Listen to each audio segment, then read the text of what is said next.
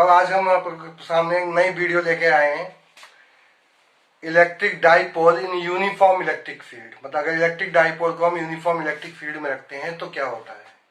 इसका दूसरे तरीके से हम ये भी कह सकते हैं कि torque due to a dipole.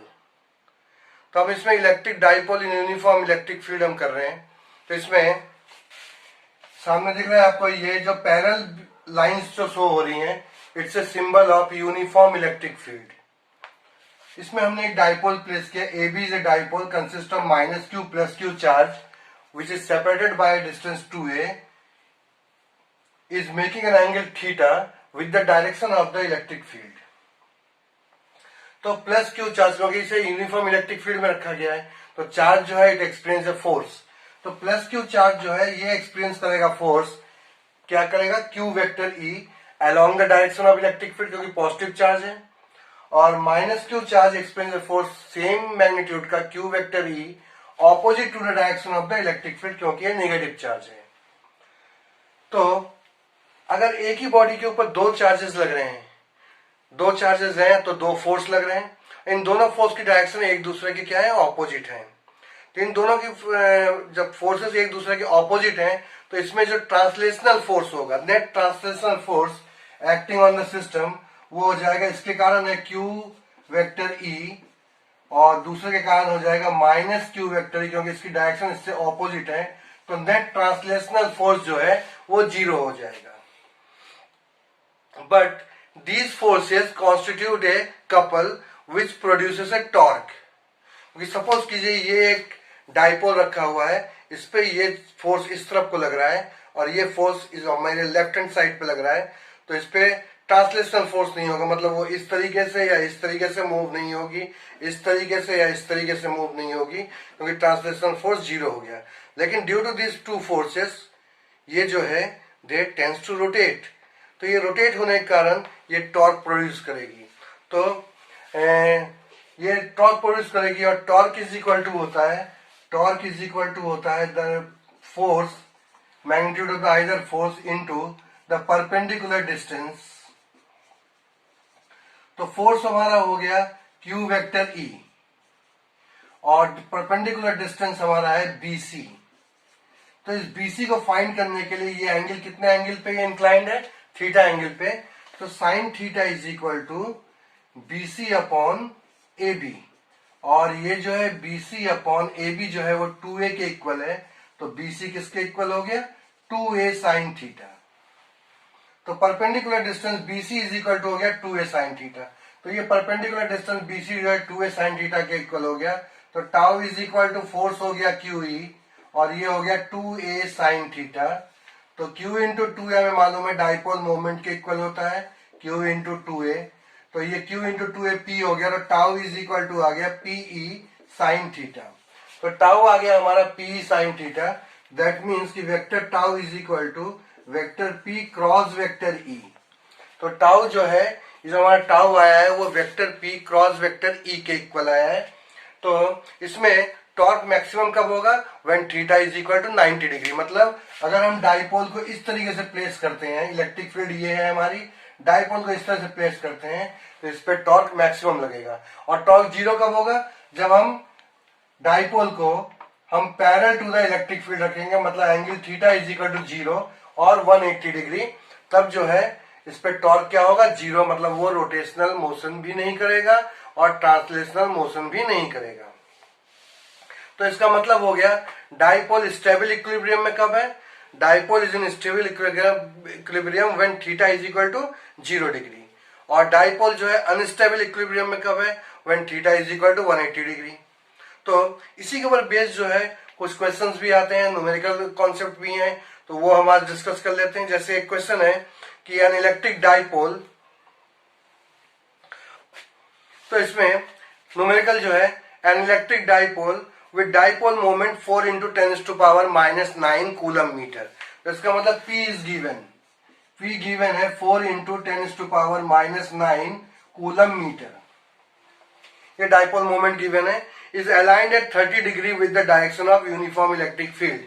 तो theta is given 30 degree with uniform electric field 5 into 10 to power 4 newton coulomb inverse. तो electric field also given 5 into 10 to power 4 newton coulomb inverse. तो हमें फाइंड करना है इसमें the magnitude of the torque acting on the dipole.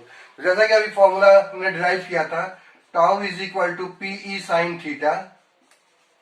तो P हो गया हमारा 4 इंटू 10 टू पावर -9, E हो गया हमारा 5 into 10 to power 4 and sine 30 degree. तो ये हो गया 4 into 10 to power -9 into 5 into 10 to power 4 and sine 30 1/2. तो ये कैंसिल आउट हो गया 2. तो ये हो गया 2 5 द 10 और 10 टू पावर -9 और 10 टू पावर +4. तो इंटू 10 टू पावर -5. तो ये हो गया is equal to 10 to power -4. 10 to power -4 आ गया. तो ये क्या आ गया? Newton coulomb. तो टाउ की वैल्यू आ गई 10 टू पावर 10 टू पावर ये -4 हो जाएगा न्यूटन कूलम. तो ये समझ में आ गया कॉन्सेप्ट. अब जैसे इसी का ही दूसरा क्वेश्चन हम ले लेते हैं कि एन इलेक्ट्रिक डाइपोल है which is held at 30 degree with respect to the uniform electric field. Suppose the question is theta is equal to 30 degree is given and it is placed in a uniform electric field जिसका magnitude है 3 into 10 to power 4 newton coulomb inverse. तो electric field दिया हुआ है 3 into 10 to power 4 newton coulomb inverse. और इसके बाद जो है दिया हुआ है कि एक्सपीरियंस टॉर्क. कितना torque? 27 into 10 to power -26 newton metre. तो टॉर्क दिया हुआ है 27 into 10 to power -6 newton metre. तो हमें ये फाइंड करना है कि इसमें डाइपोल मोमेंट कितना है. तो डाइपोल मोमेंट के लिए tau is equal to PE sine theta. तो P इज इक्वल टू हो जाएगा tau upon E sine theta. तो टाउ गिवन है 27 into 10 to power -6. E given है 3 into 10 to power 4 into sine 30. Sine 30 की value 1/2 हो जाती है. तो ये हो जाएगा 27 into 2 into 10 to power -6 upon 3 into 10 to power 4. तो ये हो गया 9. तो ये 9 to the 18 into 10 to -6 10 to power 4. तो ये ऊपर जाएगा 10 टू -4 हो जाएगा 10 टू पावर -10. तो 18 into 10 to power -10 coulomb metre. तो ये आ गया 18 into 10 to power -10 coulomb metre. तो इस तरीके से जो है इसके ऊपर बेस्ड क्वेश्चंस आते हैं जो आपको आगे भी और भी आप प्रैक्टिस अगर बुक कोई भी आप लेंगे उस प्रैक्टिस बुक में भी आप इसी कॉन्सेप्ट के ऊपर बेस्ड आप न्यूमेरिकल कर सकते. Now the next topic is potential energy of an electric dipole in a uniform electric field. तभी हमने लास्ट जो हमने डेरिवेशन करी थी उसमें टॉर्क फाइंड किया था. Torque is equal to PE sine theta.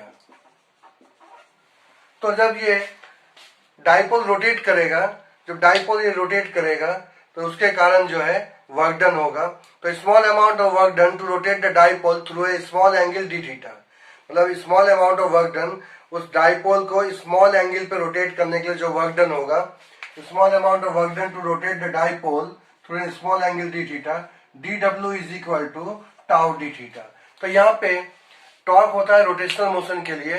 तो यहाँ पे टॉर्क वर्क डन के लिए फोर्स की जगह टॉर्क आ जाता है और डिस्प्लेसमेंट की जगह एंगुलर डिस्प्लेसमेंट आ जाता है. तो डी थीटा. और टाउ इज इक्वल टू होता है PE sine theta D theta. तो total amount of work done to rotate the dipole from any angle θ1 to θ2. तो इंटीग्रेट कर देंगे, dw को इंटीग्रेट करेंगे तो w हो गया is equal to p is the constant sine theta D theta.